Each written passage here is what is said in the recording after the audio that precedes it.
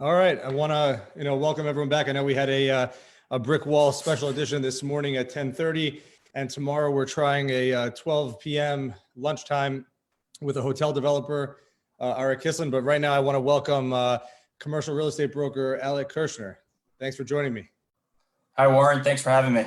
Where are you now? I start with that. I'd like to know where in the world is everybody? Well, I'm at home. I currently share an office with a playroom, which has had its challenges for sure, but hence why you might see some toys and stuff in the background, but we make it work. So that's it's all good.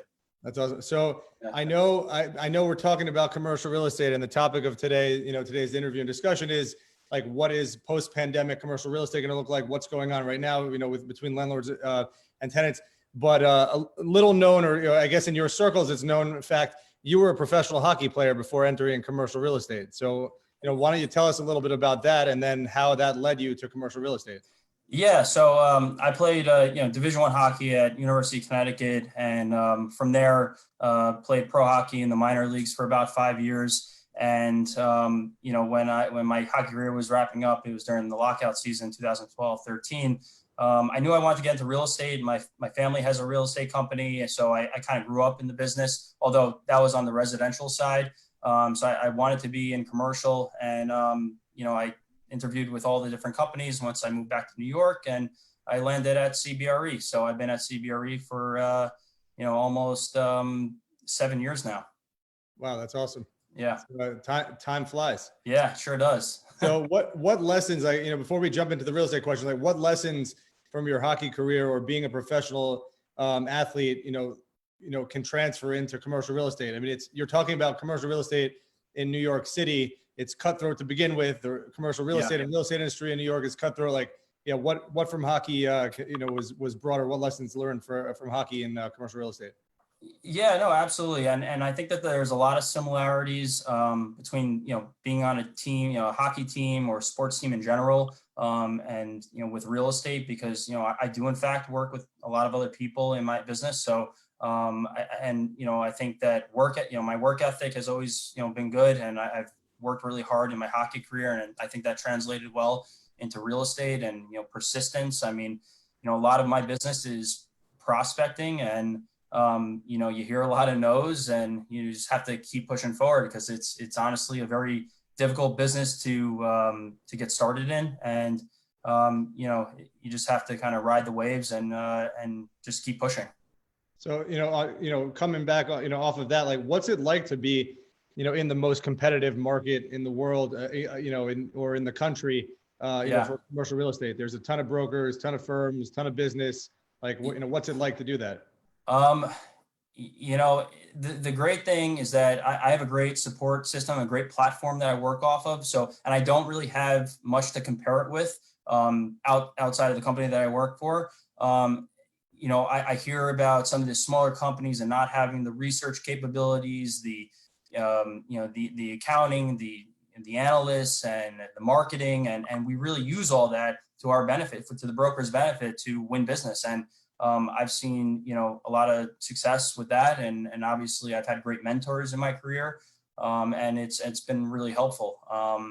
So, I feel, fortunate to be in that position. That's awesome. Moving on to, leaning into Corona a little bit, like I know, like, full disclosure, you're my broker. You've gotten us all of our leases in Manhattan. You're always running around in a suit and tie, busy, hustling. You're basically running your own operation. What is it like, going from that hustle to, Corona, and what is it like to be a broker or commercial real estate broker from home right now?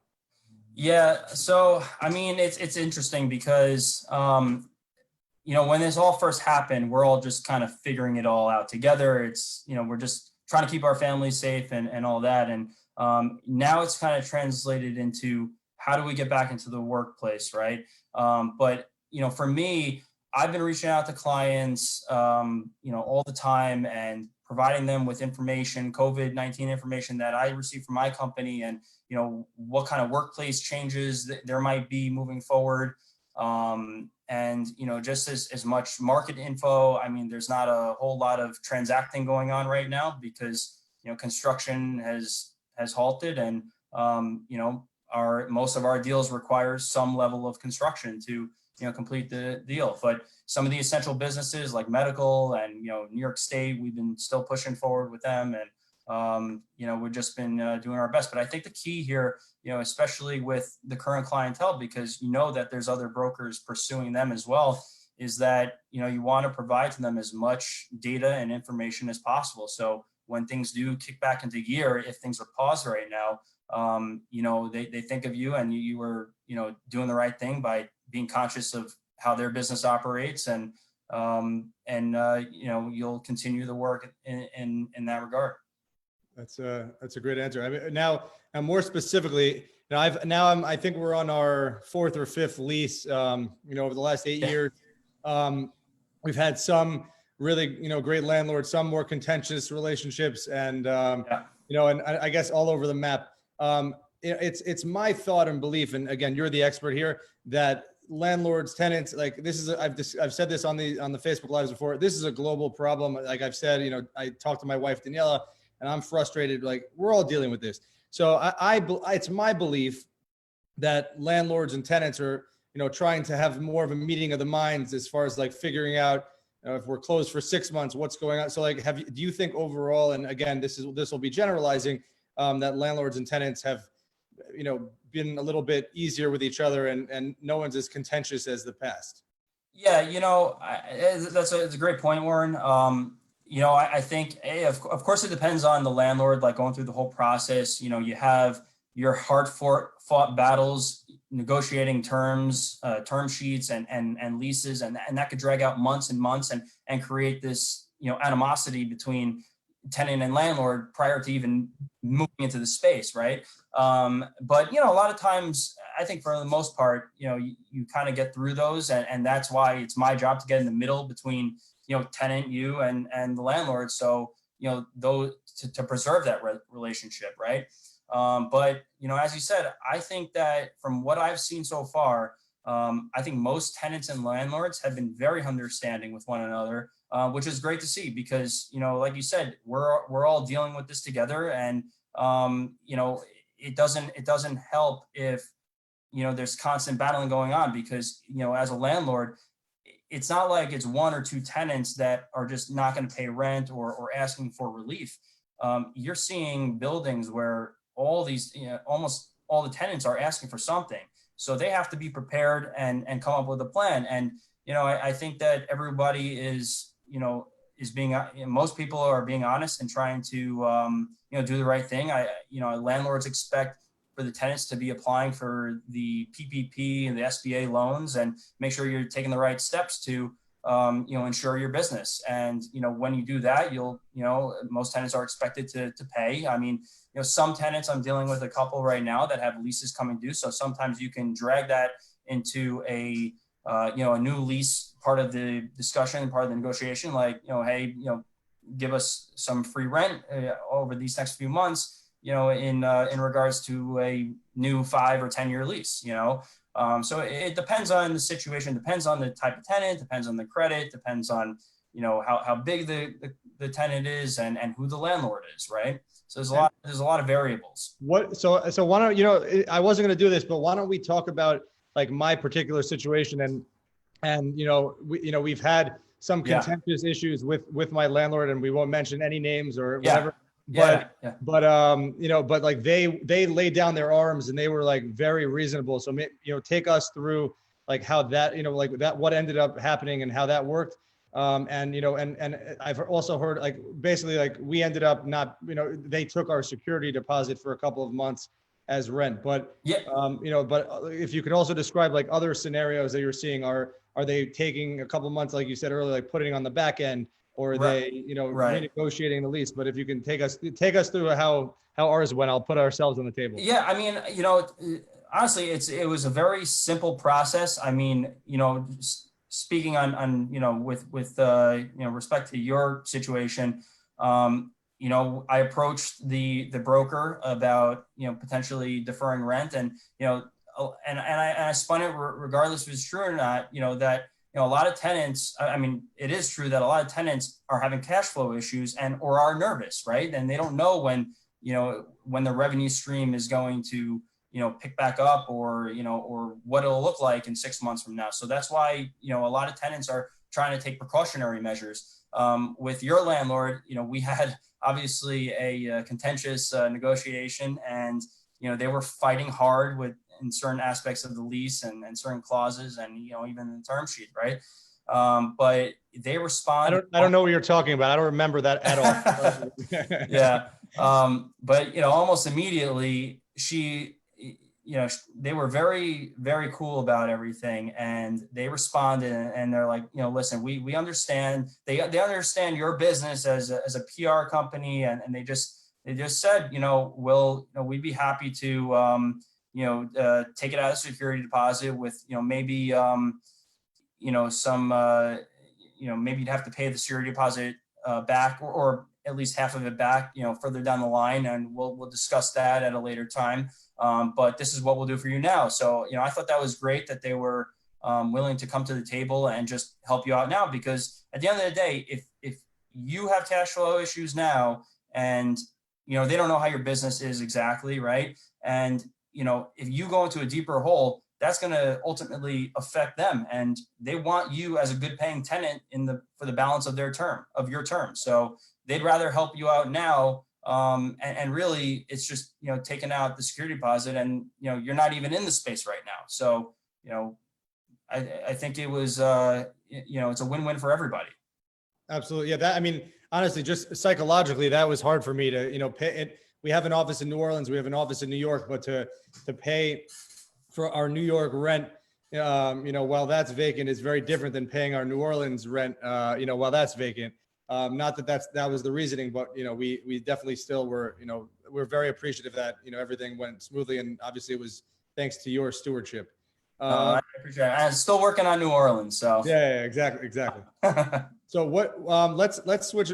What do you think? Like, I cannot think or believe that the demand in New York City for commercial real estate will be the same. You have a bunch of people, like I have, friends of mine, colleagues who are very anti work from home, and I'm, sort of for it. But this is forced all of those who were naysayers or didn't want that, it's forced their hand. And like, we're on Zoom every morning, we're on Zoom every afternoon, we're on Slack, we're on email, we're on the phone more,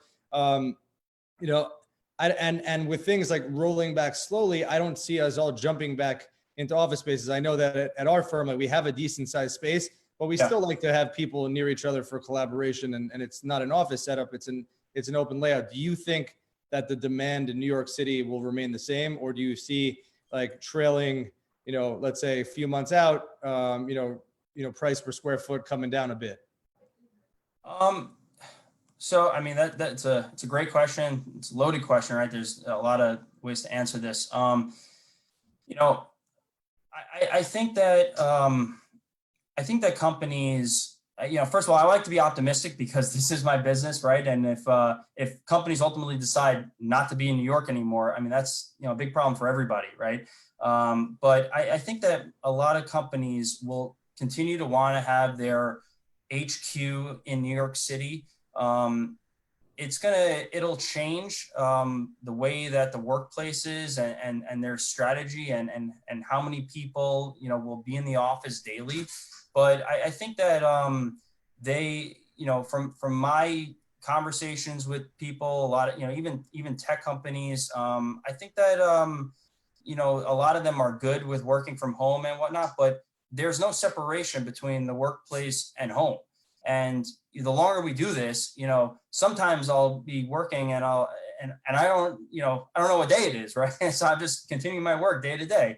But and even the companies that are very good working remotely, I think that they're still going to have some operation. For example, I'm working with a tech company, in Lower Manhattan that is looking at this as a great opportunity to negotiate a new lease.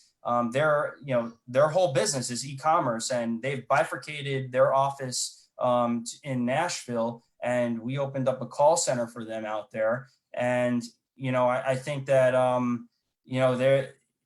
it might be more spread out. They might have more people working from home, and that we could talk about the whole workplace, right? But and what that will look like. But I think that most people, or most tenants anyway, will eventually want to get back to working in Manhattan or working in their respective offices. Oh, so then you don't like my new concept of we all work from home most of the time. We're in a Class A building in a beautiful smaller office that's like a living room with a beautiful glass conference room. We have, every other week we have a meeting there as a whole team, and we use it as a meeting space when we have to meet. Like, what do you think about it? I'm the only one who's moving towards that. No, not at all. Of course, it's it's definitely being discussed how scaling down the whole office operation in a city, right? Some companies are asking for larger space, some are asking for smaller space. The whole development is still very early on, and it continues to be a fluid situation with most companies, and how many people they want in their office. Even if you have just an office, an address in Manhattan to meet there, right? If you would decide one day that you want to have a meeting of 30 people, with the social distancing aspects, right now, I mean, you're still going to have an office that is conducive for that. And, and a lot of these landlords are talking about, separating pantries and, making, 6x6 workplaces for people, and rather than workbenching on top of each other. So, companies can scale back the amount of personnel that they have in an office at any given time, but they're still going to, that'll be made up for in the amount of space that's required per person in the office. Do you think that entry processes into the building will also change? Oh, absolutely. The entry, again, it's. Well, sorry to interrupt. Let me just ask the question a little further. Like, are we gonna, when I'm walking into my office building, am I gonna have a thermometer pointed at my head? Am I gonna have to do some kind of hand washing? Like what? Yeah, what's the extent that you think it'll be? And give me your thoughts. Yeah. So there's two answers to that. I think number one, there's the short-term play, and then number two is the long-term play. So, speaking on a short-term basis, with everyone trying to, or at least officials trying to get back to work as soon as possible, I think that you're going to start seeing long lines going into the buildings and into elevator banks, and companies staggering their employees, coming in at different times and whatnot. You'll see hand washing and hand sanitizing stations everywhere. There'll definitely be a limit to how many people can ride in any elevator cab at one time. And it's going to, it's going to be extremely difficult. And again, all those things are being worked out right now. There's no perfect answer. I think, a lot of, will be required to wear face coverings, and probably gloves as well. There might be, some pre-registration technology for, remote use or some sort of touchless, devices to get in. But, that could be in the long-term, play, because that's going to require a lot of capital put into all these lobbies. And, you could talk, about all these Class A buildings like the World Trade Center, Midtown, right? And there's different strategies for those big commercial landlords than there are for some of these boutique landlords. And of course, those are going to be the landlords that basically initiate, what happens in New York and everywhere else. Taking a quick break for a second. I just want to welcome, your wife is watching us. Jess, want to welcome Jen. We'll all say hi. He's feeding dinner to the kids right now. Okay, cool. Daddy's on TV tonight. Daddy's on TV on the computer.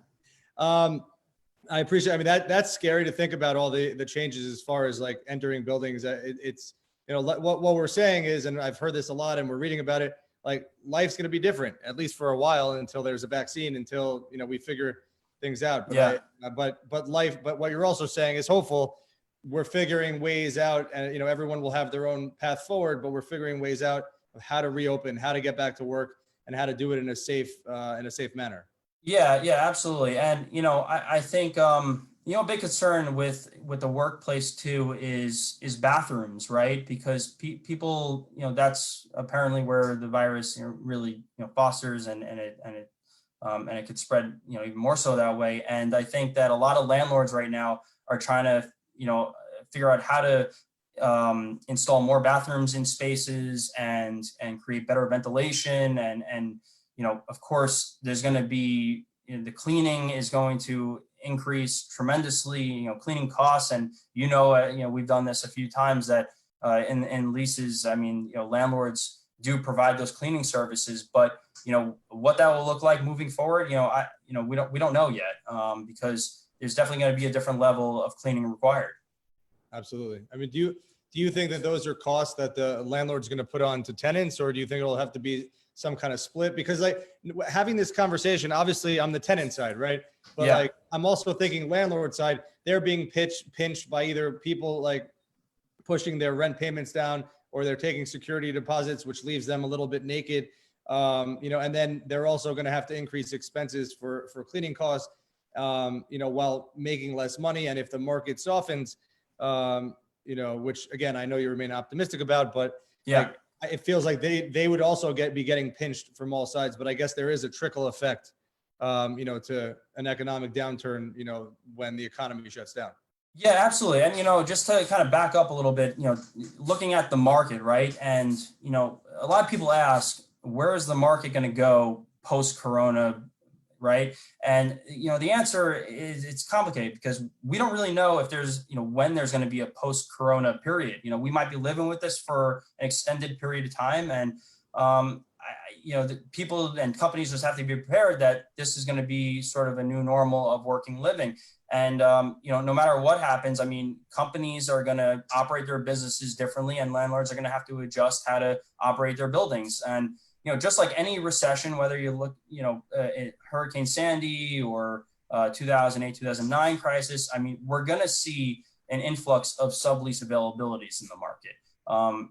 That will happen, and I think that is when you will really see the market start to change, because you have a lot of newly built space and pre-builts that landlords and tenants, or landlords that have built and tenants are occupying right now, that will go onto the market for a 15-20% discount.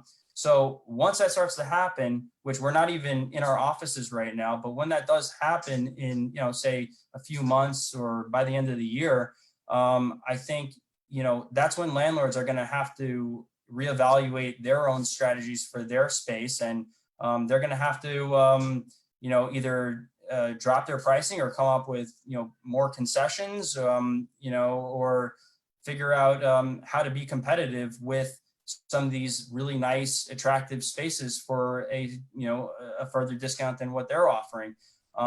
You got my attention. You said sublease. Yeah. I love those. Yeah. Yeah. I mean, subleases are great. There's of course the challenges with subleases, as the kind of the whole consent process. I mean, it's a gamble.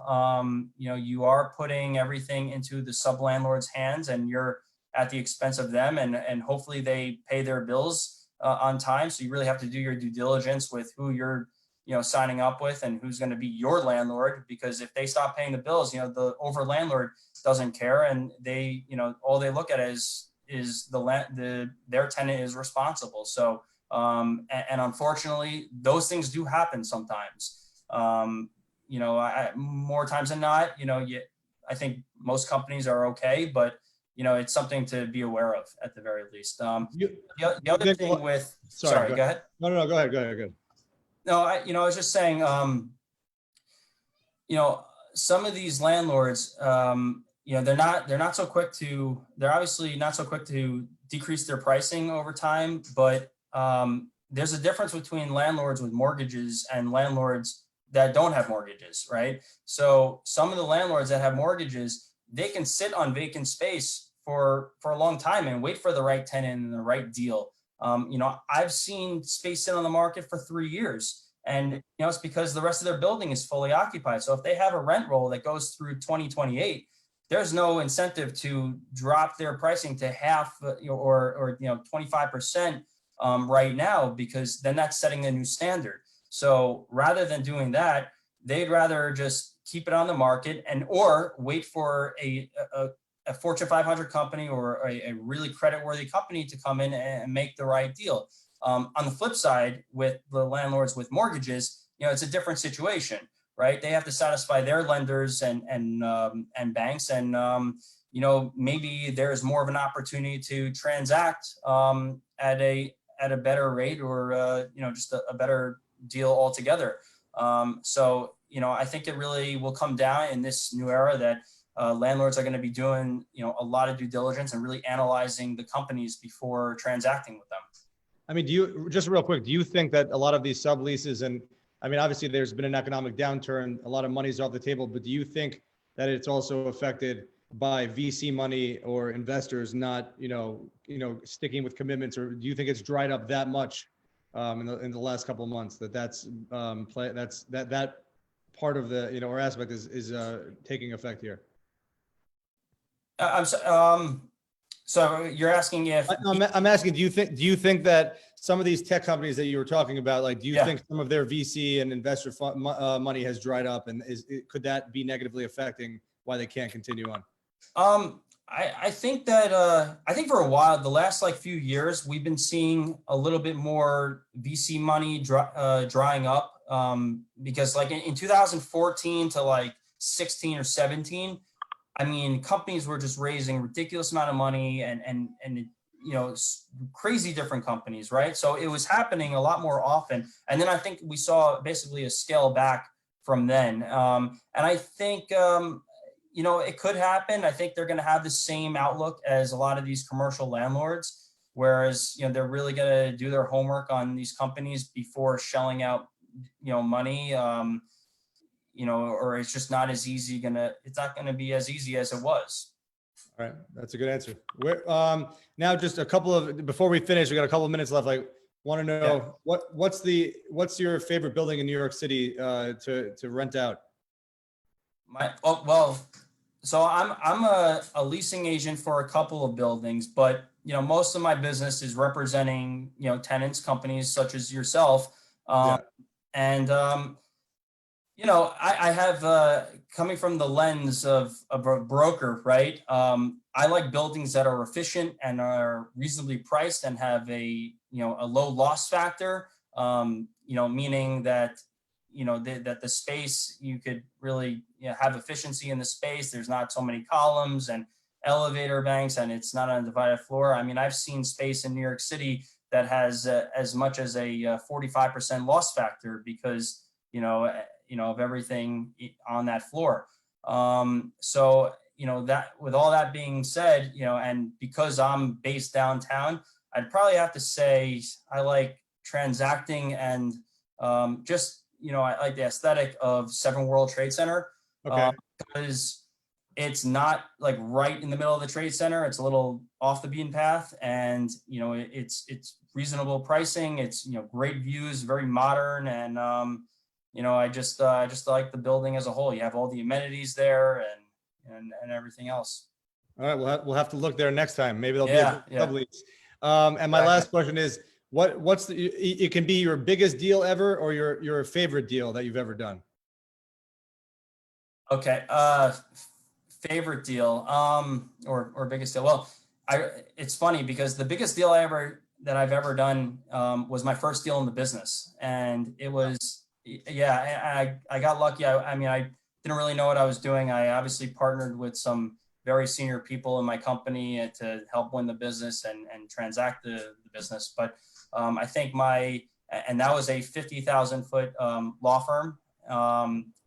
My favorite has been working with, I don't know if there's a particular favorite, but just I'm thinking of 2 companies specifically. And it was their tech company here in New York, and I helped them out with a couple leases now, and those are very exciting for me and for a lot of brokers, because a lot of these tech companies are high growth companies, and they're always looking to scale, and the challenge there is that they can't commit for more than say 2 to 3 years at a time. So similarly to you, you know, a lot of these, you know, young companies, they don't know where they're going to be in 5, 10 years from now. So, you know, that poses a challenge because there's so much capital that's required to prepare a space on the landlord's behalf that they need to amortize the cost of that construction over the life of a lease. So if they can't do that, you know, we have to give in on other aspects of the lease. But I'd probably say, you know what, it was a 10,000 foot tech company that I recently, you know, worked with, and you know, it's just exciting to, you know, see them grow from, you know, just a few people to, you know, now they're occupying 10,000 feet of office space in New York City. That's awesome. I look forward to occupying that much space. Yeah. Before we leave, I just want to, you know, why don't you tell everyone like where can they find you? How can you be found? Yeah. So anyone could reach me on my cell now. I'm working from home, 631-513-9948, or you can email me at alec.kirschner@cbre.com. Alec, I'm gonna interrupt you and make you spell it because you and I both know we have people that we deal with who call you Alex. Alec, just spell it so we get it. Alec, ALEC .Kirschner, KIRSCHNER @cbre.com. And I promise you, I know he answered this, but Alec has definitely taken his hockey skills to negotiating for us and for our companies. Yeah. I like to fight hard for my clients, and you know, and put in the time now for, you know, when you know, when they grow, they'll hopefully use me in the future. Absolutely. I want to, you know, thank you for joining us, and your insights were incredible. To me, it's, you know, interesting to see, like, you know, it's such a big market in New York, in the country, in the world, to, like, you know, to discuss it. I want to thank, we had, you know, a bunch of comments and you know, a nice amount of viewers tonight. So I want to thank everyone for tuning in, and I'm finally getting the ability to comment well. I can walk and talk at the same time, finally, you know, 10 days in. I also want to say tomorrow is going to be an exciting day. We have Gansevoort Hotel Group developer, who's also in private aviation and luxury travel industry, Arik Kislin, at 12 noon. Again, we're trying different times out. And then tomorrow at 5, we have Jonathan Yuri Faber, who's you know, has started up a bunch of companies, a company Zasnu in Brazil, and then another one called Fala Freud, which is a huge telemedicine company. And Alec, I thank you for sticking around to my preview. Of course. Again, I'm looking forward to tuning in tomorrow night. So thanks again for having me, Warren, and speak soon. Appreciate it, man. Talk to you soon. Thank you so much.